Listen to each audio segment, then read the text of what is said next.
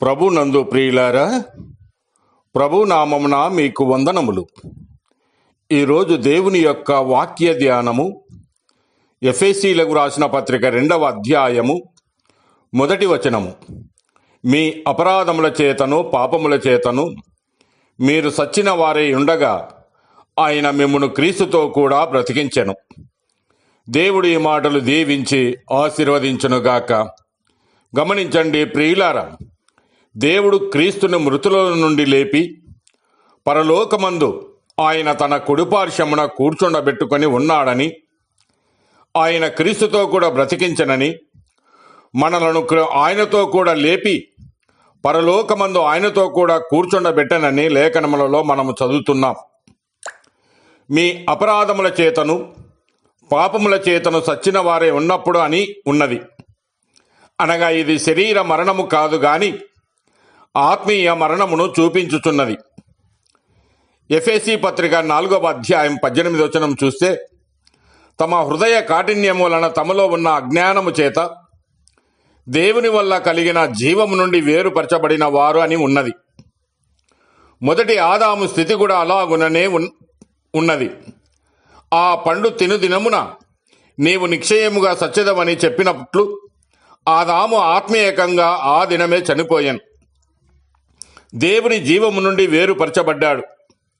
ఉదాహరణకు, ఒక చెట్టు కొమ్మ నరికినప్పుడు ఆ కొమ్మ పచ్చగా ఉన్నప్పటికీ చెట్టు యొక్క జీవములో నుండి వేరుపరచబడును.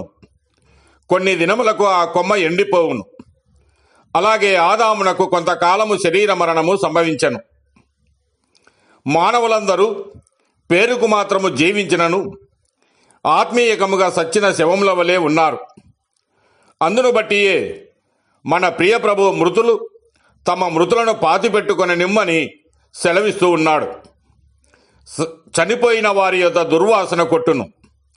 అలాగే మానవుని స్థితి కూడా దుర్వాసన కంపుతో కూడినదిగా ఉన్నది.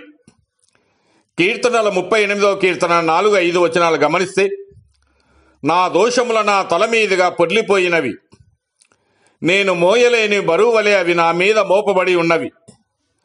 నా మూర్ఖత వలన కలిగిన నా గాయములు దుర్వాసన గలవై స్రవించుచున్నవని వాక్యం సెలవిస్తూ ఉన్నది. గమనించండి ప్రియులారా, పౌలు చెప్పినట్లు మనుషుని శరీరమునందు ఈ మంచిది ఏదియూ లేదు. రోమాపత్రిక 7వ అధ్యాయం 18వ వచనములో, నా యందు అనగా నా శరీరమందు మంచిది ఏదియూ నివసింపదని నేను ఎరుగుదును. మేలైనది చేయవలెనను కోరిక నాకు కలుగుచున్నది గాని దానిని చేయుట నాకు కలుగుటలేదని పౌలు గారు సెలవిస్తూ ఉన్నాడు. ఇది మానవుని యొక్క స్థితి, చచ్చినటువంటి స్థితి. కనుక ప్రియులారా, నీ యొక్క స్థితిని గమనించి నీవు బ్రతికి ఉండగానే ప్రభువైన యేసుక్రీస్తును నమ్మి నిత్య జీవము పొందుము. దేవుడు మిమ్మల్ని దీవించి ఆశీర్వదించునుగాక.